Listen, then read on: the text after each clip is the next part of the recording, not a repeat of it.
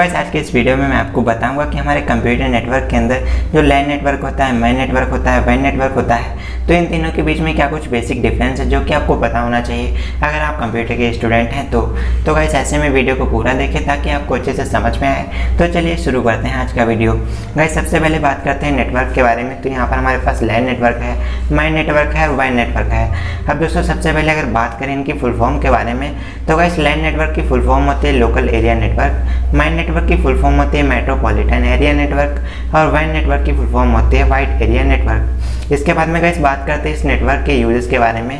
तो गाइस लैन नेटवर्क का इस्तेमाल बेसिकली बैंक में किया जाता है, ऑफिसों में किया जाता है, स्कूल्स कॉलेजेस में किया जाता है, हॉस्पिटल्स में किया जाता है, घरों में होता है, होटल्स में होता है। इस तरीके से दोस्तों लैन नेटवर्क को यूज़ करते हैं। एंड गाइस इसके अलावा जो हमारा मैन नेटवर्क होता है उसका इस्तेमाल हम लोग कहाँ पर करते हैं, तो जैसे फॉर एग्जांपल कोई बहुत बड़ा शहर है और दोस्तों शहर में काफ़ी सारे बिल्डिंग्स है, तो बिल्डिंग्स को आपस में कनेक्ट करने के लिए हम लोग मेट्रोपॉलिटन एरिया नेटवर्क का इस्तेमाल करते हैं। और दोस्तों अगर हम बात करते हैं वाइड एरिया नेटवर्क के यूजेस के बारे में तो वैसे ऐसे में वाइड एरिया नेटवर्क को हम लोग कहाँ पर इस्तेमाल करते हैं, तो यहाँ पर लिखा है मल्टीपल सिटीज़ और मल्टीपल कंट्रीज़, यानी कि दोस्तों बहुत सारे शहरों को आपस में जोड़ने के लिए या फिर बहुत सारे देशों को आपस में जोड़ने के लिए वाइड एरिया नेटवर्क का इस्तेमाल किया जाता है। और दोस्तों इसके अलावा अगर हम बात करते हैं नेटवर्क के रेंज के बारे में तो गाइस यहाँ पर अगर हम बात करें लैन नेटवर्क की, तो गाइस अगर हम बात करते हैं लैन नेटवर्क की रेंज के बारे में तो गाइस लैन नेटवर्क की रेंज 10 मीटर से लेकर के 1000 मीटर तक के बीच में होती है। तो ऐसे में आप 10 मीटर से 1000 मीटर तक के बीच के कंप्यूटर्स को आपस में लैन नेटवर्क के थ्रू कनेक्ट कर सकते हैं।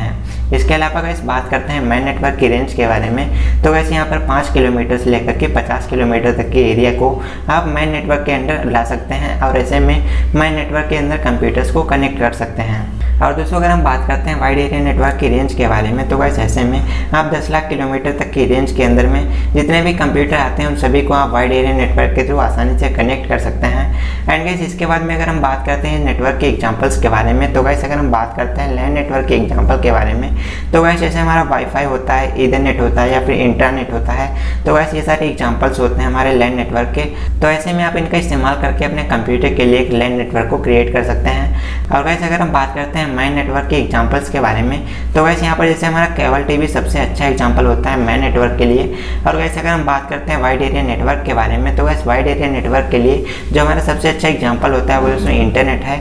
क्योंकि यहाँ पर आप लाखों करोड़ों कंप्यूटर्स को आपस में कनेक्ट कर सकते हैं। फिर ऐसे में भले वो एक कंप्यूटर किसी दूसरे देश से हो, दूसरा कंप्यूटर किसी दूसरे देश से हो, तो ऐसे में आप 10 लाख किलोमीटर तक की रेंज के सभी कंप्यूटर्स को वाइड नेटवर्क के थ्रू आसानी से कनेक्ट कर सकते हैं और ऐसे में वाइड नेटवर्क का इस्तेमाल कर सकते हैं। तो दोस्तों आज का ये वीडियो आपको कैसा लगता है कमेंट करके जरूर बताना। और अगर आप कंप्यूटर साइंस के स्टूडेंट हैं, कंप्यूटर के वीडियोस देखना पसंद है तो ऐसे में चैनल को सब्सक्राइब भी करना। मिलते हैं आपसे एक और नए वीडियो के साथ, तब तक के लिए नमस्कार।